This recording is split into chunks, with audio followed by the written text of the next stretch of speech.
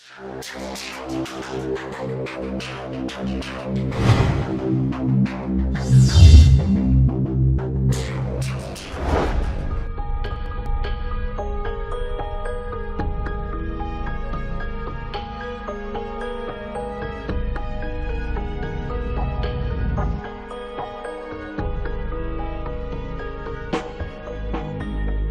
1989, a man called Bob Lazar walked into a Las Vegas TV station and gave a remarkable interview. He said that he'd worked out in the Nevada desert at a top-secret facility known as Area 51. He said he worked on a highly classified project, reverse engineering recovered alien spacecraft. His story was a worldwide sensation, and Area 51 became a household name, synonymous with UFOs, secret projects, and little green men. And yet, neither the US government nor its military have ever denied his claims, and they still don't officially confirm that Area 51 exists, despite satellite photos proving it does. Many dismiss Bob Lazar as a fantasist, and yet others see him as a whistleblower, exposing a government cover-up of UFOs and alien contact.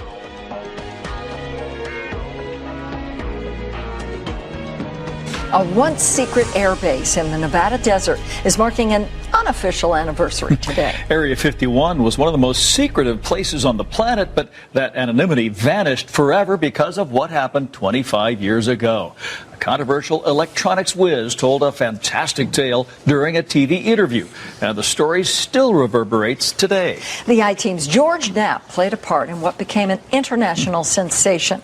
He's here with an update. Setting the stage, Dave, you might not know this, but 25 years ago, a young anchor woman named Paula Francis and I were prepping for the 5 o'clock news when we learned that our scheduled live interview had canceled. We placed a call to aviator John Lear to ask if he could get a friend of his to fill the spot, a guy who reportedly worked out near Area 51 and had seen flying saucers out there. It sounded outrageous at the time, but that interview with Bob Lazar turned Area 51 upside down. We coaxed a reluctant Lazar into returning to Las Vegas to talk about it.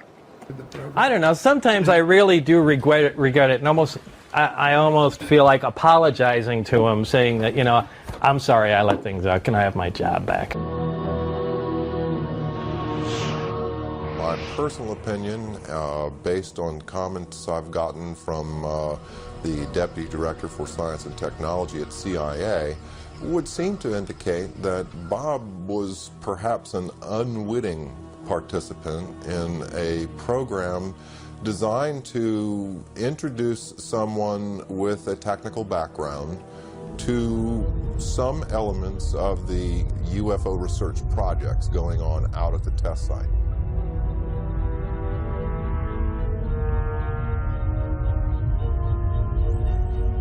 I have no doubts that Lazar actually was in a place where top secret investigations were going on. I'm not sure about all the details that have emerged from his account, but he certainly gives me the impression that he was actually there. Do I believe Bob Lazar? My answer to that is yes. And heck, it's going on 8 years that I've known him. His story has never changed. He wasn't in it for the publicity. He surely wasn't in it for the money. He lost everything he had. I believe he's totally sincere.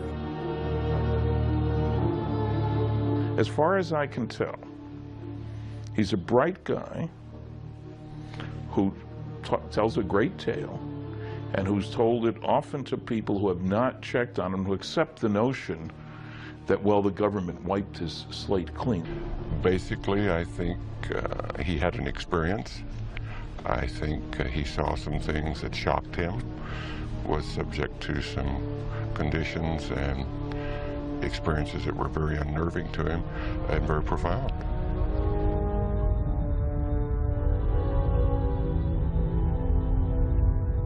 He said, you would love to see what's out there because it's like beyond science fiction. He said, and I wish I could talk to you about it, but I can't. And that's as close as he ever got to telling me anything that happened out there. You'll find many people who have seen these discs. Question is, where do they come from? Bob Lazar may be one of the few people who can tell us that they're from somewhere else. I've no doubt that there's a relatively small number of people within the intelligence, military intelligence and scientific and technical intelligence community who are aware of what's going on, and an even smaller group who are actually organizing top secret research into this phenomenon.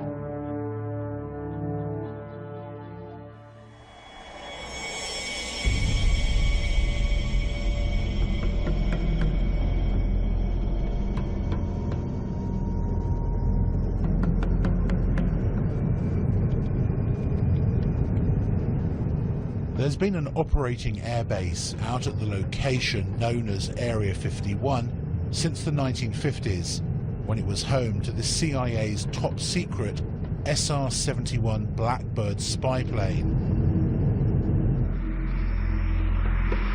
Then in the 1970s, it became the test flight center for the F-117 stealth fighter and the B-2 stealth bomber.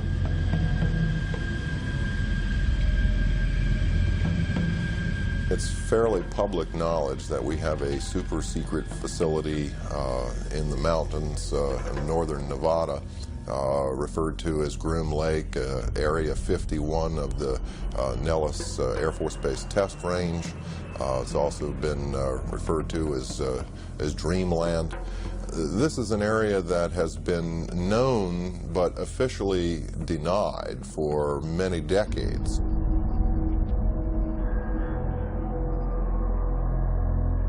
All of our super secret aircraft have been developed and test flown out in this particular area.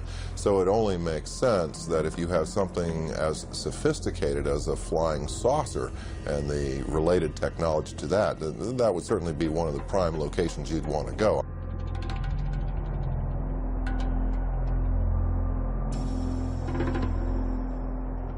What you see is an ordinary looking Air Force base. It's nothing to write home about, but because the government won't talk about it, everyone wants to see it. The military has never said there are no UFOs. It's never directly denied any of the Area 51 stories. It would have been so simple when these claims came out, these Papoose Lake claims, for the military to simply say, look, we have nothing there. They could take a few reporters to this area and show them. Nothing there. The military hasn't done it. The military has stonewalled. It has remained silent. And that's the most damning thing that they can do. Area 51 to this day is not acknowledged. That is to say, the Air Force does not admit that it exists. This status has been maintained very carefully, particularly in the last few years. The puzzle is that the base has clearly been very active for quite a while, and you can see that there are about 700 to 1,000 people traveling from Las Vegas every day. So essentially the bulk of what has gone on there in the last 10 years has not emerged from the black. This airplane the program was terminated. The airplanes were put in mothballs for 20 years before they admitted the existence of the aircraft. There's programs that they're working on today that are 50 years ahead of anything that you and I can even conceive of, and that we may never see the light of day. Would you say it's America's most top secret military base? As far as an operational test facility, it's probably the most secret test facility in the free world, yes. So there is no question that the facility is there, that the government has said very little in the past about it. Now, the real question, I suppose, is, are there any flying saucers out there?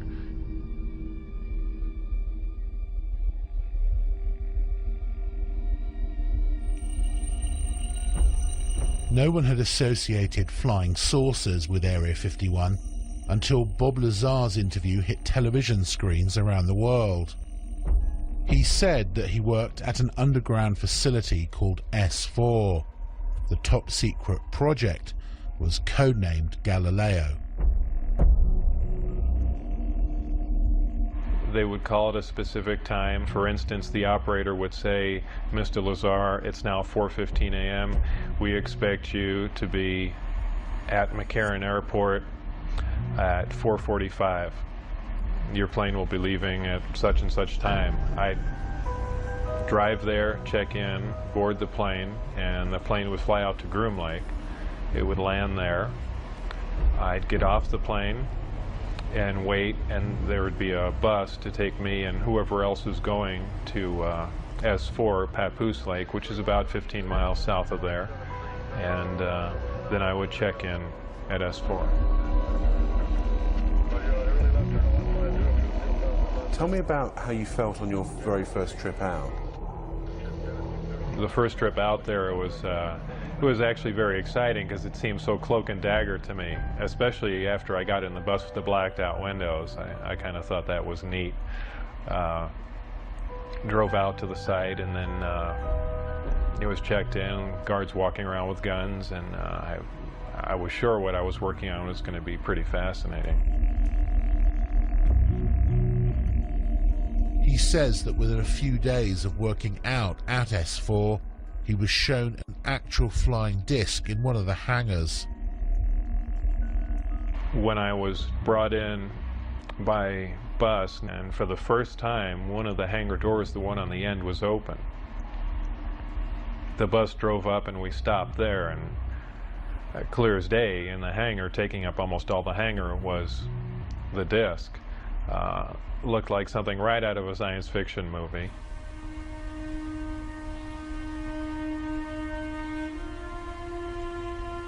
And as I walked in there, I thought, well, this is the new advanced aircraft we've been working on, and this is why people keep seeing flying saucers, because it's ours, and we've just been testing it, probably for all these years. And what color and size was it? It was a dull stainless steel, pewter gray, very unimpressive color-wise. About 52.8 feet in diameter and about 16 feet high.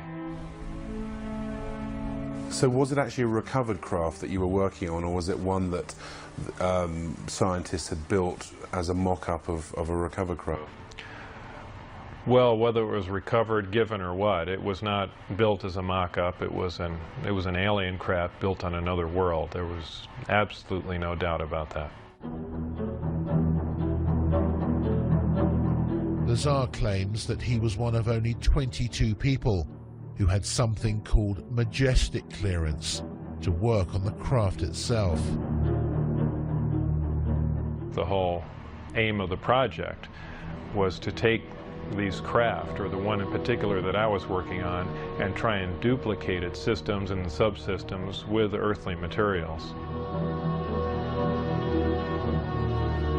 The work that I did basically entailed back engineering the power and propulsion system, and I opted to start with the power, the reactor that ran the craft.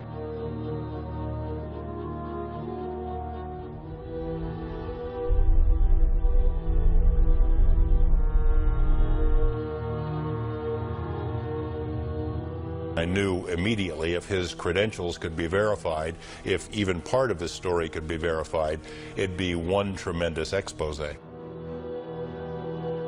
George Knapp was a long-standing TV reporter. He'd heard enough of the UFO rumors over the years to appreciate how big a scoop this could be if Lazar was telling the truth. He gave me information about his background, educational background and employment background. I started with his claim to have worked at Los Alamos Lab. We went to Los Alamos and got nothing even close to cooperation. They wouldn't respond to our phone calls. They say, we have no information on Bob Lazar. There's nothing in the files. I said, are you sure now? No, nothing in the files. I showed them the phone book entry that Bob had kept that said, He was there. I showed him the newspaper article that showed that he was there.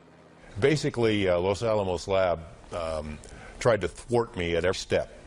Were completely uncooperative in trying to get information about Bob, and I found that to be the case at every step of the way in trying to verify his background. Thursday, 12:37 p.m. Former NASA mission specialist Bob Exler had heard about Area 51 and Groom Lake when he worked on the Apollo and Space Shuttle projects. He was intrigued by Lazar's claims and started to investigate. I did a variety of research relative to Bob Lazar. I actually met him. I obtained a copy of his what they call a W-2 form, which is one of the IRS documents associated with pay. His particular form indicated that he worked for the U.S. Department of Naval Intelligence. They informed me that it was a genuine document. It was not something that had been fabricated. There were a variety of numbers, contract numbers and so forth issued on the document, which I was able to research, again finding that these were highly classified numbers. In fact, Internal Revenue Service ran into a brick wall when it came to trying to track down the actual employer associated with the document. And then again, with the Social Security Administration, we found that Bob Lazar's records had in fact been bleached clean. There was nothing there, in spite of the fact that the document clearly indicated that Social Security taxes had been taken out of his pay.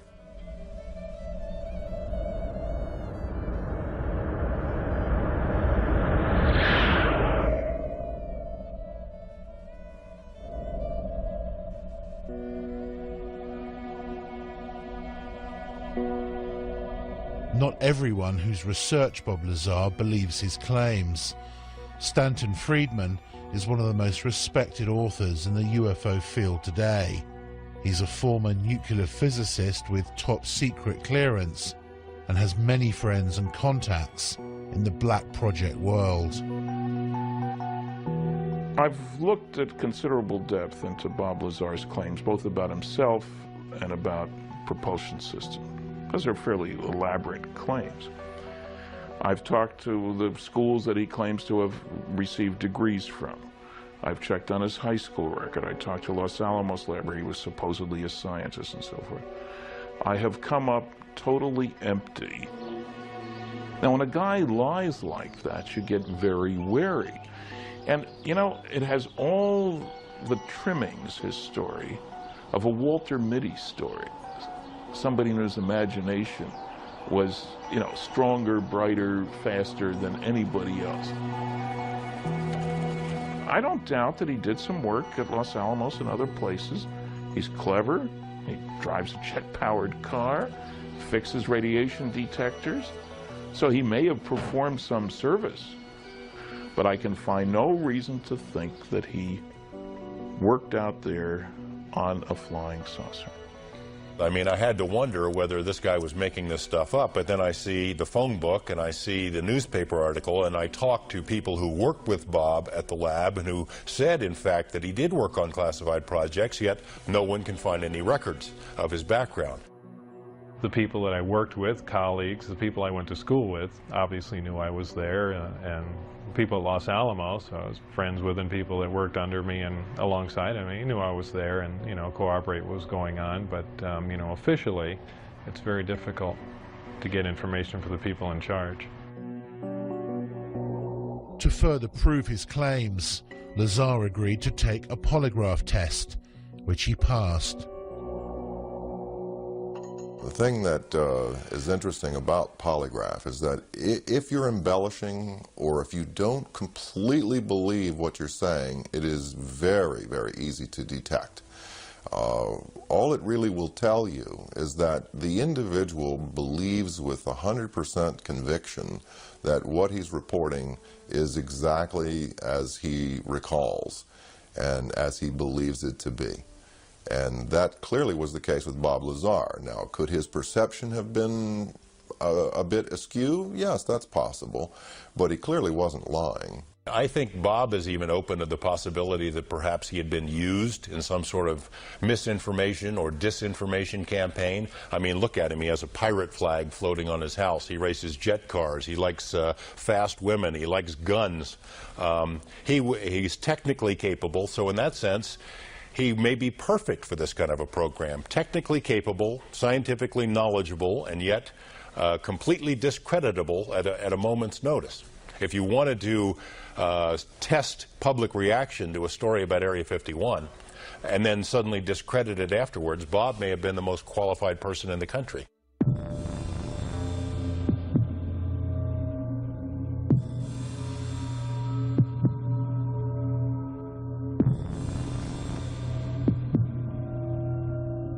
Lazar says that on one occasion he was escorted into the flying disc that he saw in the hangar to analyze its propulsion system. It was obviously made to be piloted by something smaller than the average human being, very cramped in there. What were the size of these seats that were in there? The seats were very small. I'd say about 1/3 to 1/4 the size of a normal human seat. A lot of people say, boy, it must have been exciting to go in there, and I always say it wasn't. It was a very ominous feeling. I know it sounds silly, but it's so unearthly in there. You have spoken to someone who's actually seen a UFO under a tarpaulin at Area 51? I have. I've spoken to several people who've seen UFOs or disc-shaped craft out there.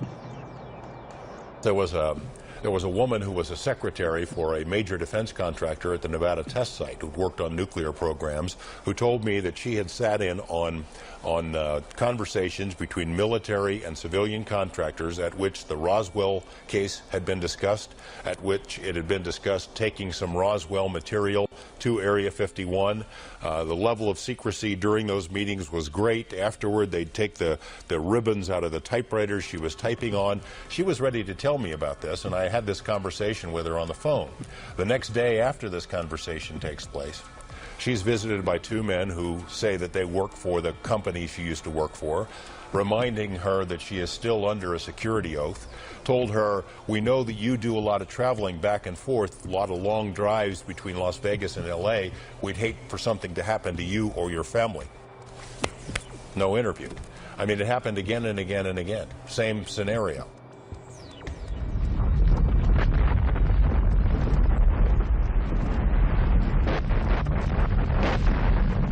Lazar says that in addition to being shown inside the disc, he actually saw it take off from the lake bed. I was brought into the hangar for one of the short duration tests, and the craft was already outside on the lake bed, and that was pretty much of a marvelous sight. It's a huge thing. It's like seeing a house lift off the ground. You can't imagine the energy involved to do that.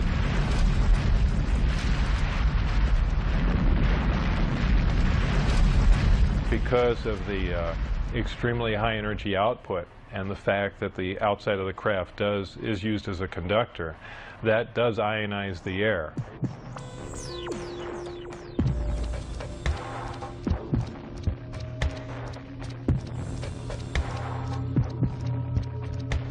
And the crafts do, as a byproduct of this, glow at night, much like a fluorescent tube will light up. So, you know, bright, strange, jumping lights in the sky, that does explain that.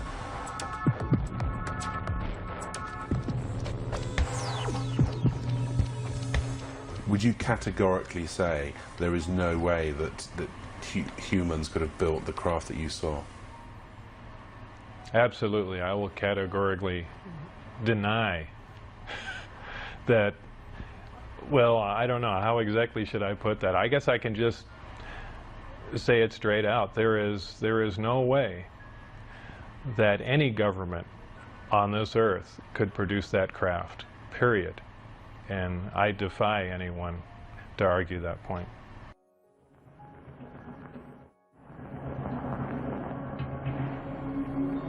One of the big questions that's hung over this whole story is whether Lazar saw a man-made flying disc and not an alien spacecraft.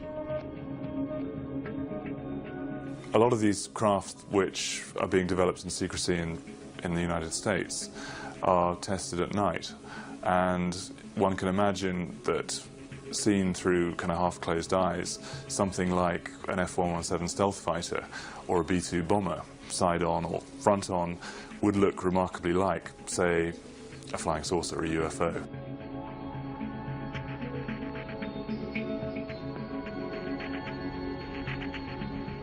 You see an F-117, or you see tacit blue, or you see a B-2.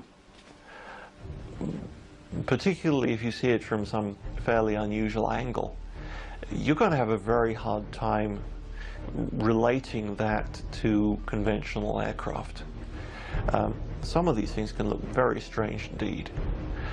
So, you know, an unusual but decidedly terrestrial aircraft can certainly present the appearance of a disk from many angles.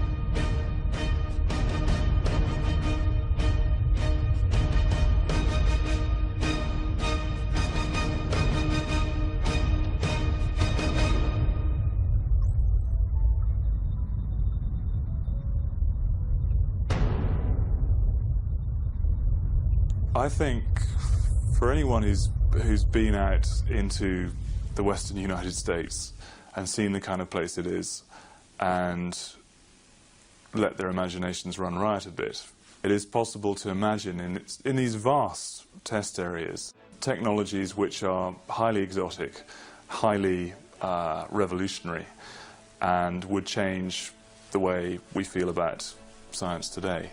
However, to say that that is alien science derived from beyond this world, I think is something which is just, it is unbelievable. It's too much to absorb.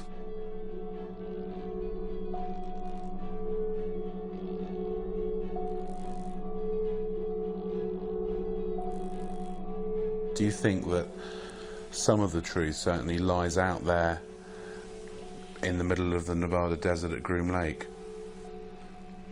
I would expect that some of the truth may very well lie out in the desert near Groom Lake. It's the right place for some of it to be.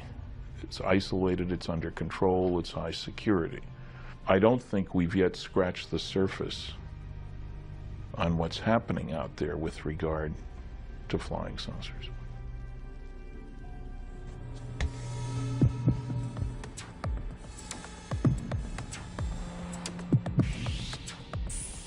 According to Lazar, the craft that they were secretly testing out in the desert at night used an exotic anti-gravity propulsion system. The reactor itself was an incredibly advanced system.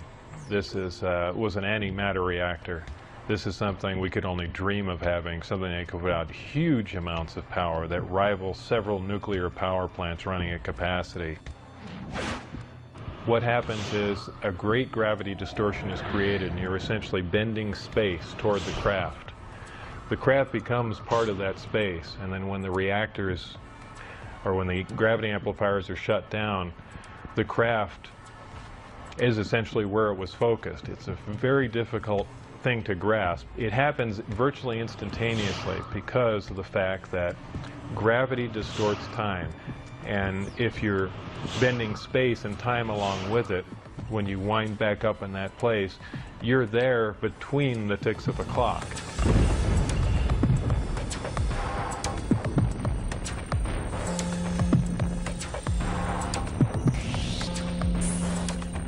Looking at nighttime video films out in the test site area, We've seen video of craft that were luminous, that would move across the sky as if it was skipping a stone across water, or sort of a sewing machine effect. What we see across the screen are a series of lights, of dashes of light, as the object moves from point A to point B. Therefore, we are seeing what you might call a shadow effect of the propulsion mechanism at work.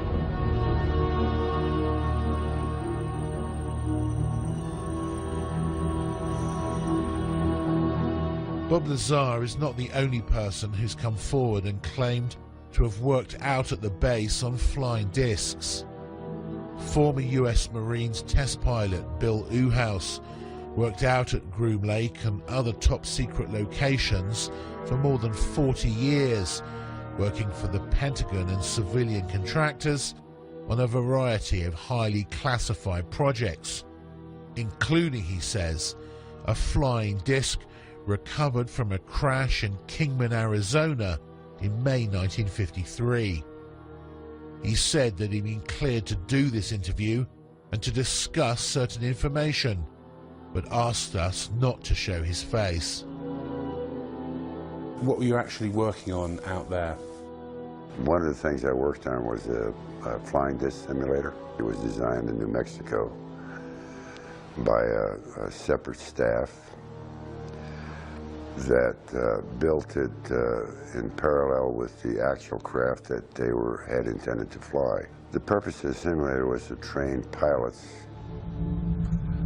to fly this strange-looking craft.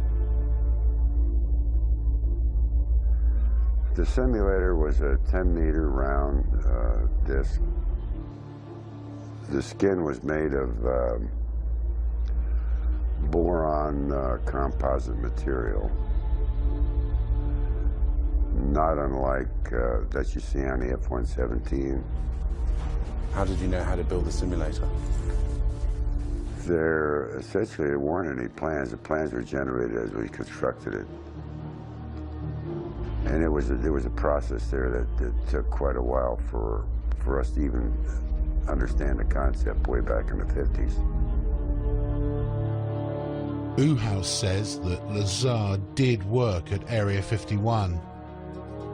I think Bob is saying exactly what he knows, and I know a little bit about Bob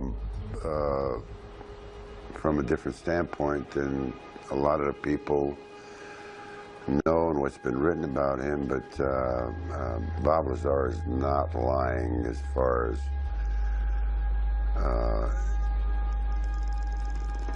his place and position and the activity he was involved with at the time, although some of it, you know, he couldn't recall, but there's a lot of reasons why Bob was hired, number one. You know, here's the thing. Take a guy like Bob, send him out there, you know, somebody said, you know, aliens, blah, blah, blah, blah, blah. You know, all of a sudden you're thinking about 9 alien crafts. You know, they may have not been 9 alien crafts. Bravo 7014, contact departure, good day. Do you believe that the government has recovered alien spacecraft? I have no doubts whatsoever that the United States has actually recovered a number of extraterrestrial vehicles. And what do they do with them? I think that since 1947, there have been efforts to try and duplicate the technology, what is referred to as reverse engineering. And I don't know how far they've got, but some reports indicate that we've actually been test flying within a limited area actual alien vehicles or terrestrial vehicles, United States vehicles, which have been made using alien technology. Could these not just be military aircraft? Well, I think it's quite possible some of them are military aircraft. I've heard from very reliable sources, including a leading specialist on unmanned aerial vehicles, that we have developed some disc-shaped platforms for aerial reconnaissance, some quite small, maybe some larger, which are being utilized by the Americans and have been built by the Americans. That's 6389 Delta, Las Vegas Tower, runway 1 and a left taxi into position and hold traffic crossing downfield. Thank you, sir. 89 Delta. Was it a hard secret to keep? It was a virtually impossible secret to keep. But I did play by the rules, and it caused a lot of problems. It caused problems in my family life. I mean, imagine being married at the time, and you know, you get a call, you know, perhaps at night, and a strange voice on the phone. Okay, you disappear, you can't tell your wife who it was on the phone, where you're going, and you come back, you know, sometime early in the morning. I mean, what is she going to think?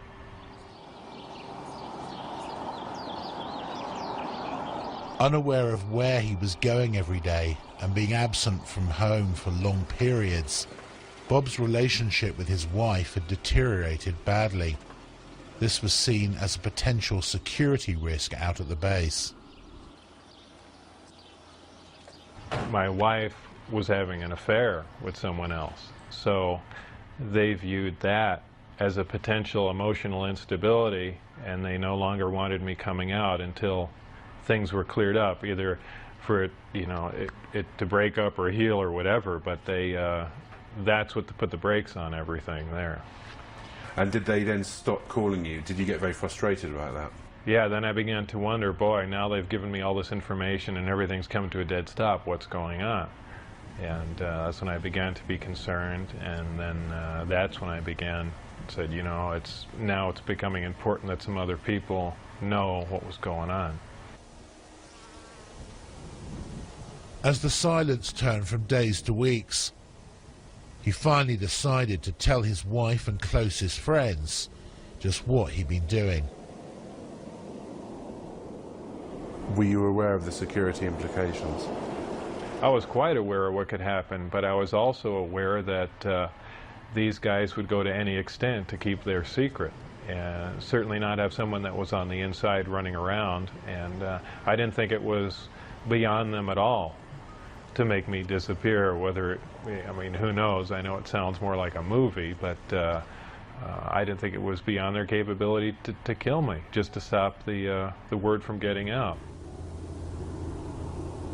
Bob knew the test flight schedule for the discs and took his wife, his best friend Gene Huff, and another friend John Lear out to the desert near the base on a Wednesday night in March 1989.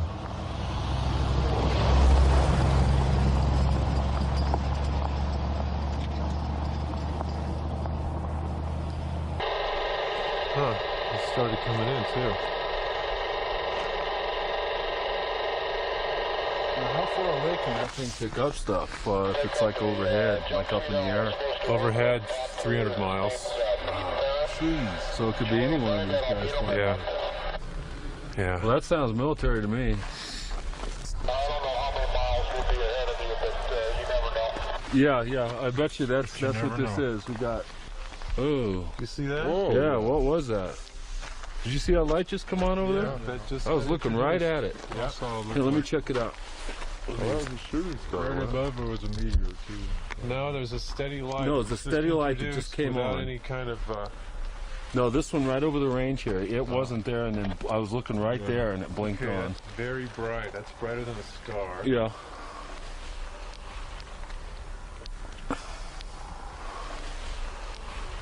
Huh? Doesn't look like landing lights. We got the lights clear now, sir. We figured out what the problem is, and whatever that heading is, we're ready for it. Huh. Interesting. Okay, just change course. Oh. White light? Yeah. Yeah, he's coming at us. What did you see when you were out there? Shortly after the flight time that I had recorded, white light came up. Well, not a white light, it was actually more of an amber light. Came up off the ground and hovered, and then began doing radical step maneuvers and darting from one side of the sky to the other, doing some impossible flight characteristics. Do you think what you saw over the desert that night was an alien spacecraft? Could I identify it as an ET craft without Bob's help? No, it would have been like I said, an elliptically shaped saucer doing, just doing moves that we're not capable of, but I could not say that, no, this wasn't some advanced Earth technology. We got the launch clear now, sir. We figured out what the problem is, and whatever that heading is, we're ready for it. That would be a UFO. It's not blinking, it's not conforming to any sort of FAA lighting regulations, and there you're looking at it. That's like a typical UFO. If it was red, it would be real typical, because that's what most people report, is red lights like that are solid colored. I don't think that's landing lights, because it's curved already and we're still looking at it. Looks like he's curving back. Here he comes. That is a typical military UFO. There you go.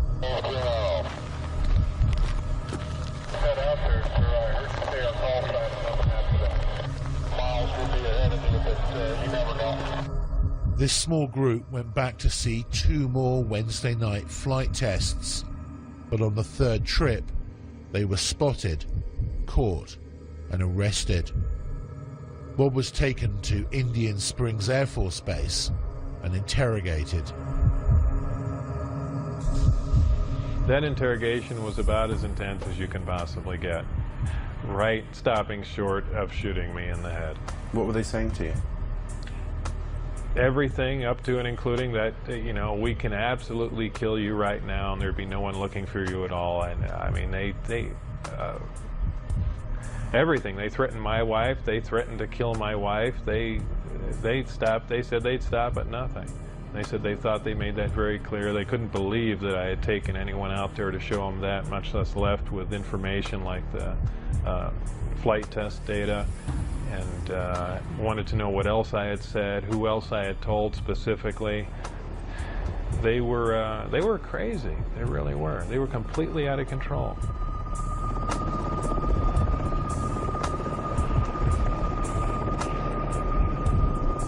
After this interrogation at Indian Springs Air Force Base, Bob says that he was put under constant surveillance by security personnel.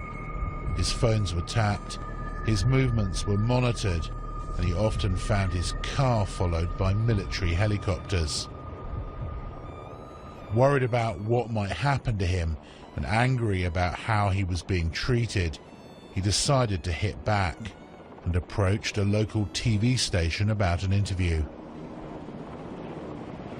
I thought if I did an interview in silhouette, it would be kind of pushing back a bit, where say, you guys stop, and not saying too much, but just saying enough just to let them know that I am pushing back a bit and then lay off, or, it's going to get worse.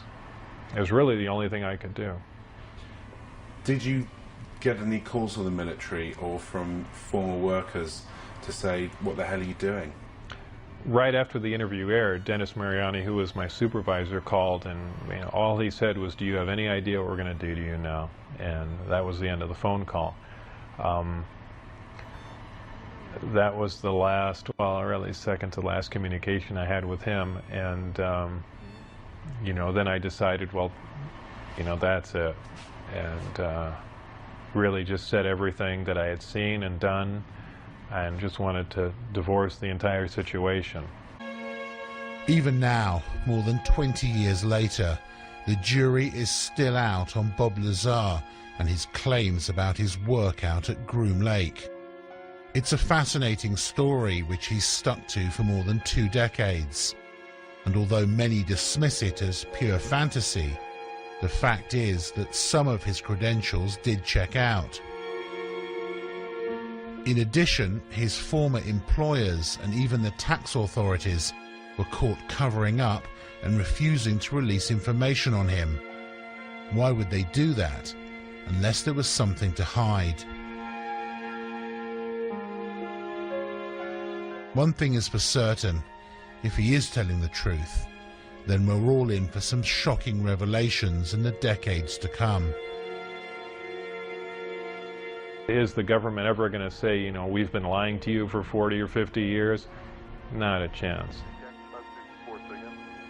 I believe they'd stage an event that is much more like what they do.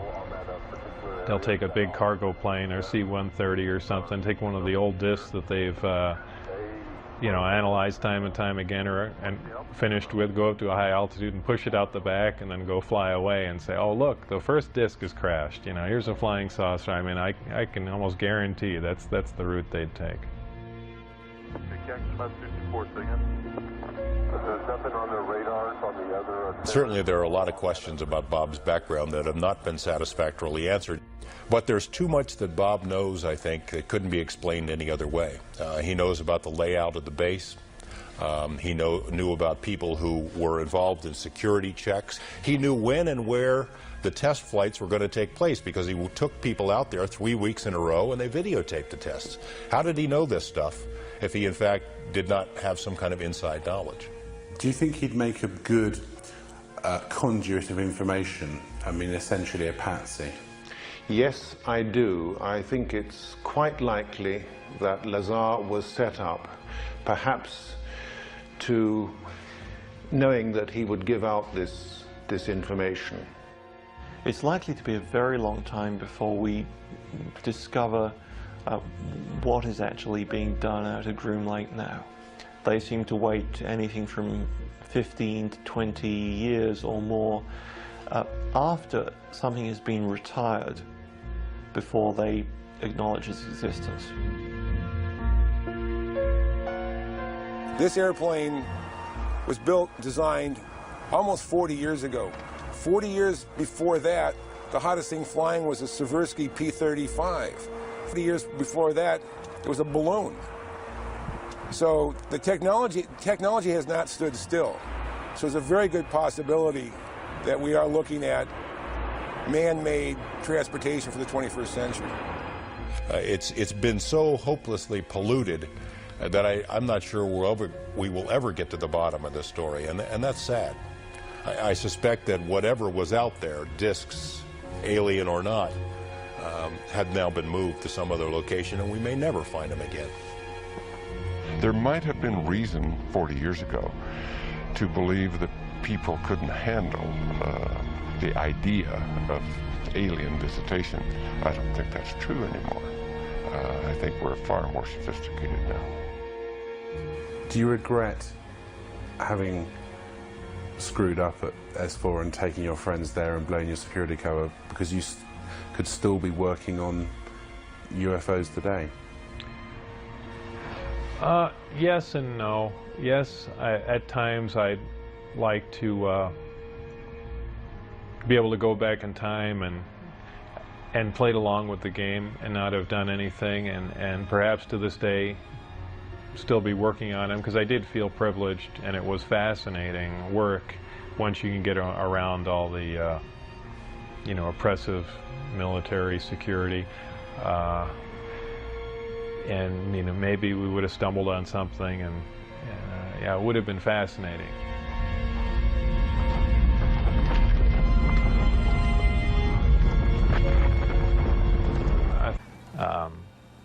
The craft lifted off the ground, virtually noiseless, other than a small corona discharge on the bottom of the craft, indicating the presence of high voltage.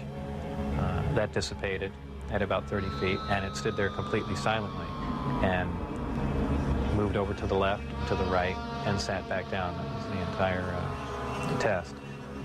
However, that was an extremely impressive test. Maybe to someone that really knows little about science or anything, that wouldn't be a whole lot, but you have to realize this craft was about 52 feet in diameter. I don't know exactly how much it weighed, but it weighed a lot. And this was quite a scientific feat, to lift something completely silently, under control, and you know, perform a maneuver like that. The craft itself was, I assume it was metal. It was cold to the touch, that's why I say it was metal. But it was a brushed aluminum, actually just an unfinished stainless steel, not shiny, finish to it. had no seams. It was as if it was injection molded from one giant die. I was completely amazed. I can't really reflect on how it made me feel, but that was exciting. How would you define gravity? Could you describe in layman's terms its basic principles for us? Gravity is something difficult to explain because it's something that we essentially don't understand. It's just something that we can observe. Not much is really known about gravity. There are many theories about it, but they are just mainly theories. There's theories of gravitons, which allege that these subatomic particles that act like an attractive force like gravity that exchange between two pieces of matter. There's also a theory that gravity is a form of wave, an electromagnetic wave. But basically, gravity is a force. It's the attraction. It's the inherent property of matter to have gravity, a mutual attraction for each other, and it's basically all that we really know. Modern science, current science, right now, identifies one gravity. It's one force in nature. Apparently, through research at S4 or information gained from one of the crafts they were researching there, it appears that there are two different forms of gravity. One form works on an atomic scale, on subatomic particles, holding pieces of matter, holding atoms themselves together. Another works on a larger scale, the scale we're most familiar with, holding planets in orbit, holding ourselves to the ground, things of that sort. Because it produces a gravitational field, I wouldn't say the craft is invisible during the day. However, if you're under the craft, because of the way the gravity is being used, gravity bends time and space, and it bends light. If you are looking underneath the craft or from certain vantage points, you will actually see what's above the craft. It's really a trick of the way light bends under the influence of gravity. For instance, we can see stars that are behind the sun, that are blocked from our view by the sun. The reason we can see them is because the sun has a tremendous gravitational field and it's bending the light around it where we can see the star. Space-time and gravity are all essentially interrelated. They all act on one another. Gravity bends space. Gravity also distorts time. When you vary one, you essentially vary the other two. As an example, if you have a massive body, say a planet or something that's making a lot of gravity, producing a lot of gravitational waves, if you will, it distorts space. It bends space to it. It also slows down time. These things aren't theories. We know them to be true. We cannot artificially create this because we can't create gravity. But this is how they're all interrelated. With traveling at the speed of light, there are several problems traveling at the speed of light. Just a couple of them are the fact that as your speed increases, so does your mass proportionally. In other words, the more energy you put in to go faster begins to slow you down by the fact that it's converted into mass. You have other problems like just traveling at such an extreme velocity, navigational problems, the fact that you might run into little tiny micrometeorites at speeds like this. They would undoubtedly destroy your craft. There's just a whole host of problems that you're going to run into just attempting to do something like that. Aside from the fact the amount of energy required to accelerate to the speed of light is horrendous. could you briefly describe Project Looking Glass and Project Sidekick for us? Project Sidekick was another project going on with Galileo. Galileo was the project that I was involved in. Sidekick dealt with any of the weapon potential of the craft, whether or not the craft had a weapon in it or could it be used as a weapon, but it had something to do with some sort of particle beam configuration where the gravity generator can be used as a lens to focus a weapon of some sort, similar to the SDI device we were working on in the 80s, but with the potential of a focusing device using the gravity generator. And Project Looking Glass? Project Looking Glass dealt with the distortion, the fact that there's a time distortion, essentially looking back in time, and by that I do not mean looking back years ago to see the wagon train days. They're looking for distortions that are milliseconds in time, and what that was used for, I don't know, but that was just observing the time, the time distortion, time dilation phenomena of the craft in operation. What is element 115? Is it found here on Earth, or is it strictly an extraterrestrial material? 115 is strictly an extraterrestrial material. It probably occurs naturally in some other places, maybe other star systems. Some people not familiar with science or chemistry say, well, that's ridiculous, all the elements occur on Earth, but that's not true. There are elements on the periodic chart that aren't found on Earth. I believe the Heavy Ion Research Lab in Darmstadt, Germany, has reached element 112 recently.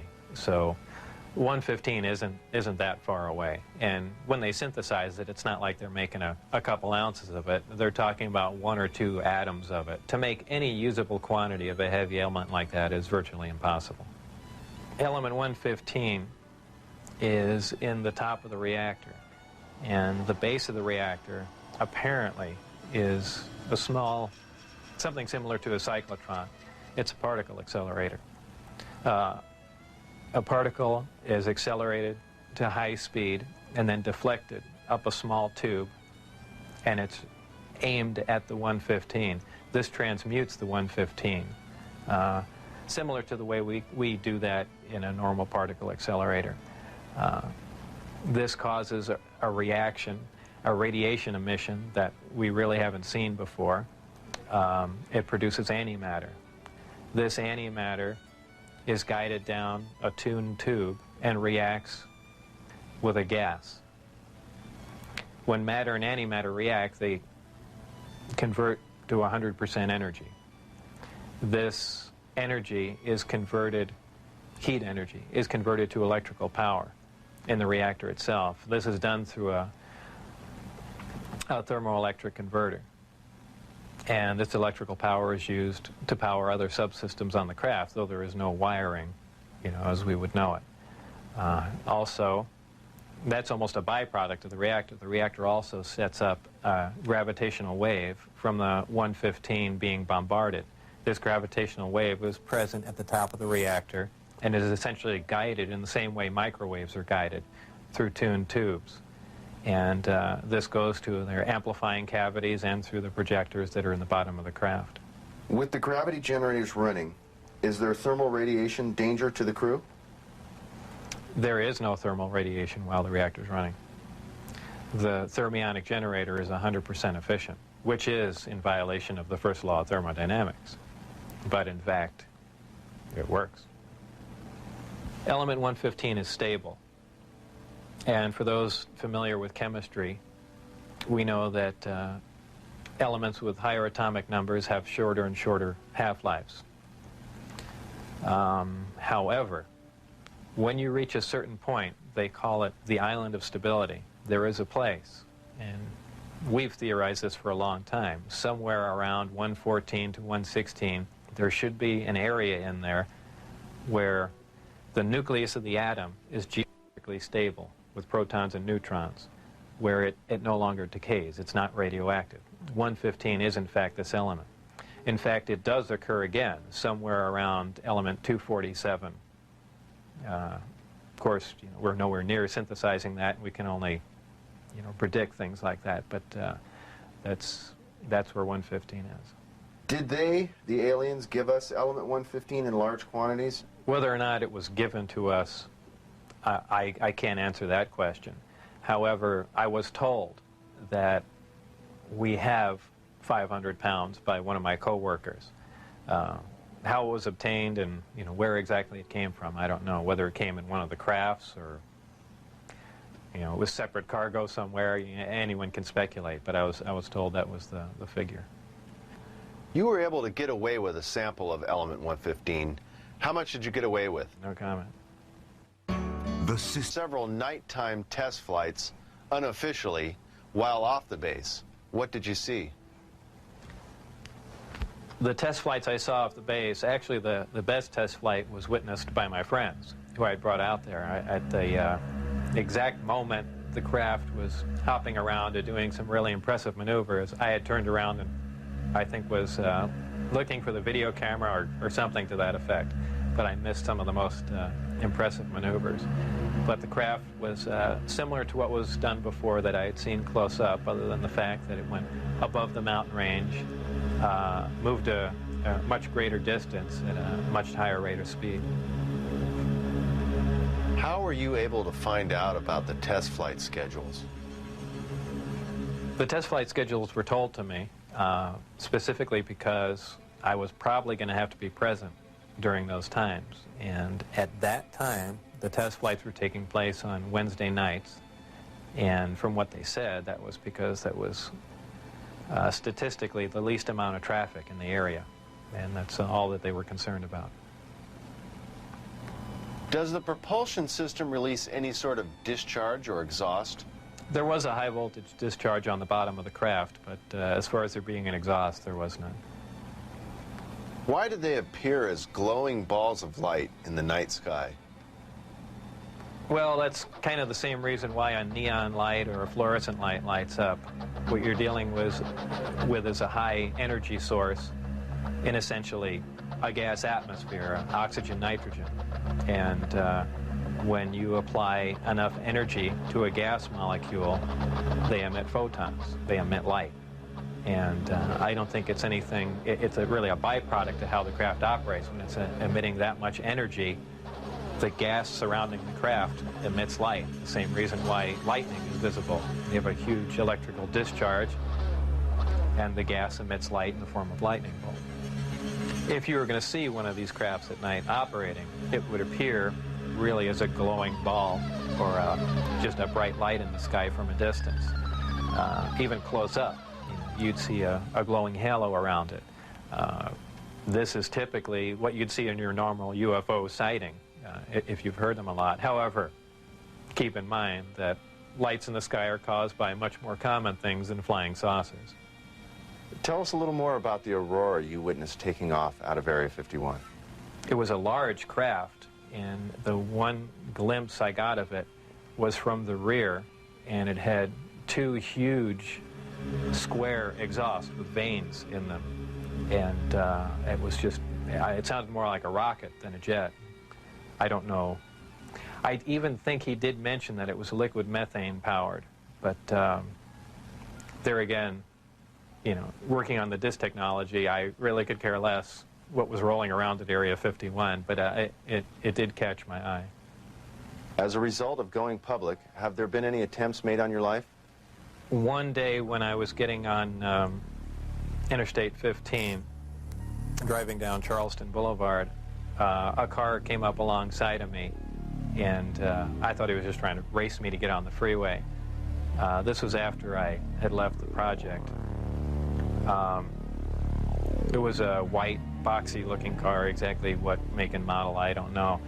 But I accelerated to get on the freeway to go fast, and there was a gunshot, and the back of the car was hit, and I skidded off into the median.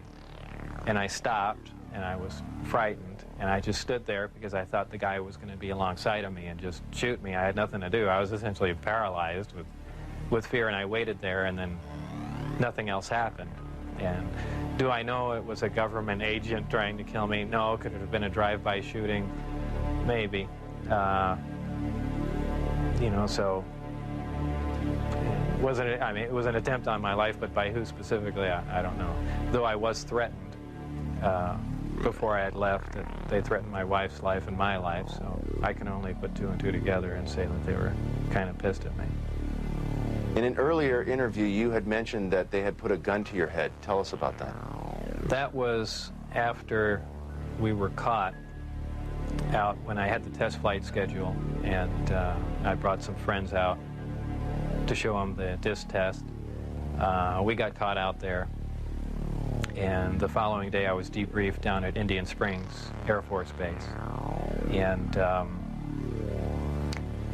I was in the room with the security guards that caught us, my supervisor and some other people and some of the security personnel.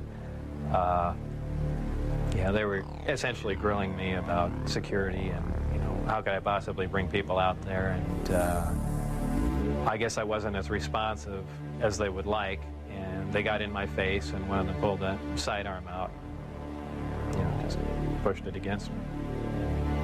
Have you maintained any contacts with your colleagues out at S4? No, I never heard from anyone other than for a very brief time after I left. Dennis, who was my supervisor, did try and make contact with me at the meeting place was the Union Plaza Hotel, and I took a friend of mine, Gene Huff, down there, and another friend, a former colleague and scientist from Los Alamos, and we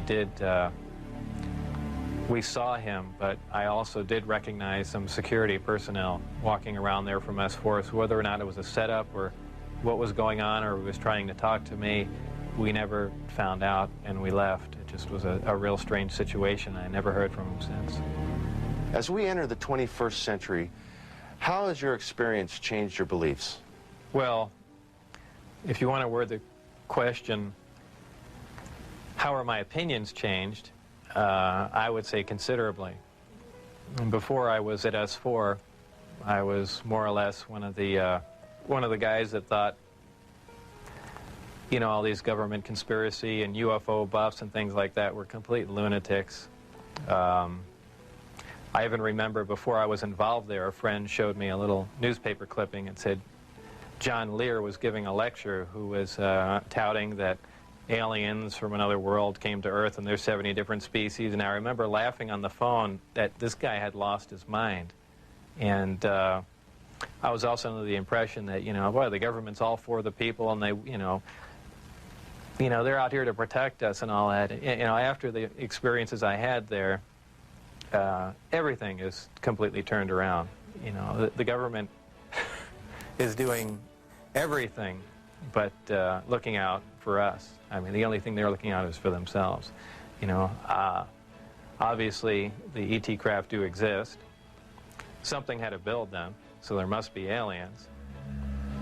And since there are, and the craft are there must be some sort of factory and an entire civilization somewhere. And if in fact that is true, and it apparently is, then there must be others. Actual crafts and technology from another world. And that's probably the most important event in history. It kind of moved from science fiction into reality in my mind. And it really just, I guess, opened my eyes. Let's go! Whether or not we can duplicate them. I mean, if we can understand what a device is or how something operates or what its physical makeup is, that's great. But if we can't duplicate it, it's useless to us. So there's really two phases to the project going on there. It's understanding what we're looking at, and then once we understand it, is can we duplicate it with earthly materials and earthly technology? And, you know, unless we've got a handle on both of them, all that technology is useless to us. And if it turns out we can't do that, all we have is one single prized possession that we have to take care of, and that's it. After all that's been said and done, would you do this over again? What would you do differently? I would probably have played along for a longer time. I would like to have known a little bit more about the technology, and probably kept quiet if I could have. And possibly never have said anything. I almost wish I had done that. You know, it's it's really only caused headaches and problems. But I believe if I was given the opportunity again to go back in time and redo it, I think I pretty much would have just shut up and gone along with the program.